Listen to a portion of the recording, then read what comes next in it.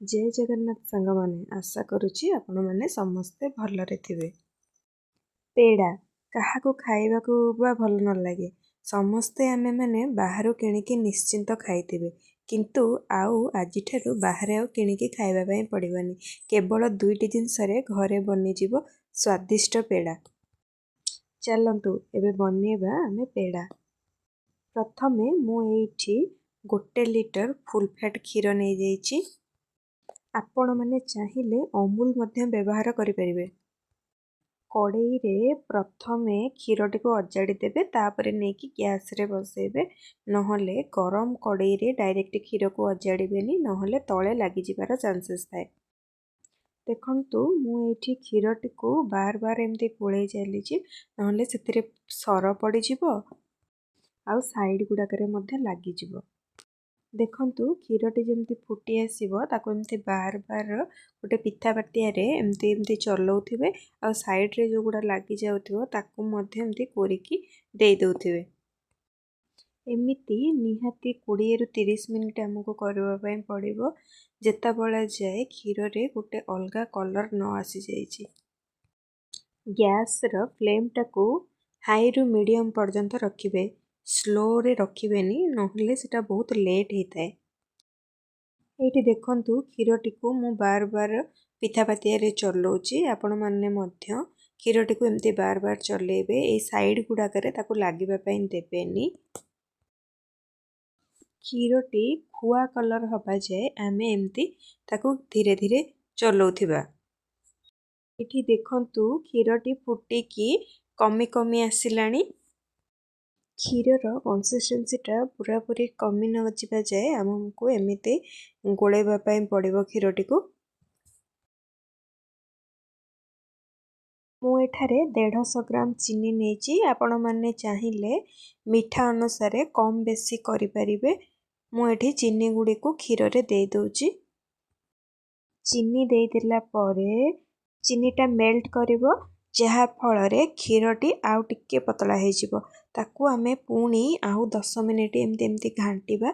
एबे देखंतु क्षीर रे गोटे ब्राउनिश कलर पळै आसिलानी पूरा परफेक्ट पेड़ा कलर ताको आउ टिके आमे स्लो फ्लेम रे आउ टिके एमती चलेबा जहा फल रे क्षीरटी आउ टिके बहलिया हे जिवो।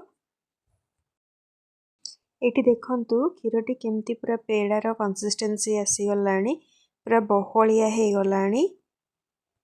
ताको आपण माने आहुरी 10 रु 15 मिनिट एमती गोळेइबे जहा फल रे से आउ टिके बहलिया हे जिवो। गैस रो फ्लेम को बिल्कुल भी हाई रे रखिबेनी नहले तळ गुडिक लागि जिवो। हमकु कंटिन्यूअसली एमती पिठा पातिया रे चलेबा पई पड़िबो नहले तळ गुडिक लागि जिबार चांसेस थाए। एठी देखंतु चीनी पाइंकी पेड़ा रे केते सुंदर कलर पळे आसीछि आउ पेड़ाटी कड़ाई छाड़ीबा स्टार्ट कलानी। एठी आमे गैस रो फ्लेम टाको ऑफ करि दबा आउ कड़ाई रे ताको एमती धीरे धीरे चलेबा नहले ताको फैन पाखरे किछि समय पई ठंडा हबा पई रखि दबा जहा फल रे ताको चकटिबा पई सुविधा हबो। तापरे आमे एमती गोटे थाली को पेड़ा गुडी को काढी नबा ताको चकटिबा पई मध्य पड़िबो ना। एठी पेड़ाटी को चकटिबा पई तेल किंबा घियर व्यवहार करिबेनी एमती गोटे गिन्ना रे पानी नै जिबे पानी हाथ हेकी ताको धीरे धीरे अटा जेमिति चकटंती ताको सेमिति आमे चकटी नेबा। एठी देखंतु पेड़ाटी को आमे जेते अधिक चकटिबा सेतिरे कोनोसी लंप रहिबनी पेड़ाटी पूरा सॉफ्ट आउ चिकन बनिबो। एठी देखंतु मु पेड़ाटी को केते सुंदर भाबरे चकटी नेछि। एठी देखंतु पेड़ाटी को चकटिबार 5 मिनिट हे गलानी आउ तार गोटे अलगा कलर माने साइन गोटे पळे आसिलानी। पेड़ार एमिति स्टेज आसी गले ताको आउ चकटिबेनी एमती गोटे अलगा गोटे थाली नै जिबे से थाली रे गुआ घियो किंबा तेल को एमती भल्लो से ग्रीस करि देबे। ଆପଣଙ୍କ ପାଖରେ ଯଦି କିଛି ଛାଞ୍ଚ ଅଛି ତାହେଲେ ଆପଣ ପେଡ଼ାଟିକୁ ତାର ସେପ୍ ଦେଇପାରିବେ।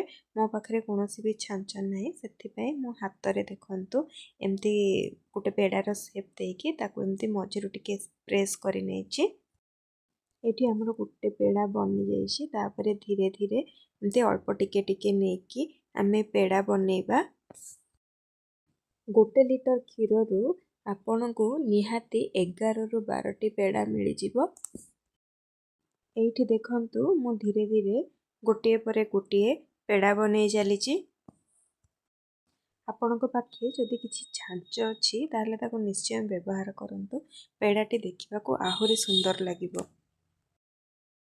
ଏଇଠି ଦେଖନ୍ତୁ କେତେ ସୁନ୍ଦର ଆମର ପେଡ଼ା ବନିକି ରେଡ଼ି ହେଇଯାଇଛି। ପେଡ଼ା ଗୁଡ଼ିକୁ ସେଟ୍ ହେବା ପାଇଁ ଫ୍ରିଜରେ ଆମେ 30 ମିନିଟ୍ ଯାଏ ତାକୁ ରଖିନେବା। ଏଇଠି ଦେଖନ୍ତୁ ଆମର ପ୍ରସ୍ତୁତ ହେଇଯାଇଛି ମାର୍କେଟ ଷ୍ଟାଇଲ ପେଡ଼ା। ଯଦି ଆପଣମାନଙ୍କୁ ମୋର ଭିଡ଼ିଓଟି ଭଲ ଲାଗିଛି ତାହେଲେ ପ୍ଲିଜ୍ ସବସ୍କ୍ରାଇବ୍ କରିଦିଅନ୍ତୁ। ରହୁଛି, ଜୟ ଜଗନ୍ନାଥ।